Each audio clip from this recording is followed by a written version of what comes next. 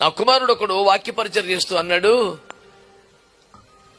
పొయ్యి మీద మండుతున్న గిన్నె మీద ఏగలేందుకు వాళ్ళం అన్నాడు. నాకు చాలా గొప్ప పాఠం కనిపించింది.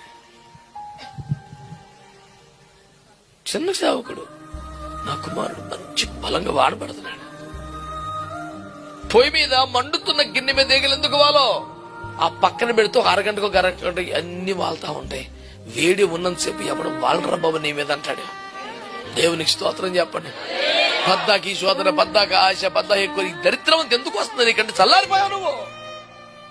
దేవుని కొరకు మండుతున్న వ్యక్తి ఎప్పుడు నిత్యం ఆత్మతో ఉంటే, అభిషేకంతో ఉంటే, అన్య భాషల ద్వారా నువ్వు లోపల వ్యక్తిగతంగా నువ్వు దేవుణ్ణి మహిమపరుస్తున్న వ్యక్తి అయితే ఆ మంట ఎప్పటికీ ఆరనివ్వకుండా నువ్వు చూసుకుంటున్న భక్తి సాధన నీకుంటే ఏ యుగవాలుతుంది మీద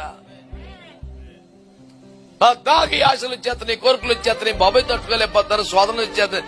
ఎందుకు చల్లారిపోతే పరిస్థితి? ఫోన్ కాడే చచ్చిపోతే, టీవీ కాడే చచ్చిపోతే, మాటలోనే చచ్చిపోతే ఆరకేం చేస్తాం పద్దాక? అవన్నీ నీ అవసరార్థమై అనుగ్రహించబడ్డ సాధనాలు. అవసరానికి వాడుకుంటే ఇబ్బంది ఏముంది? వాడితో సమయం గడపటం ఏంటి?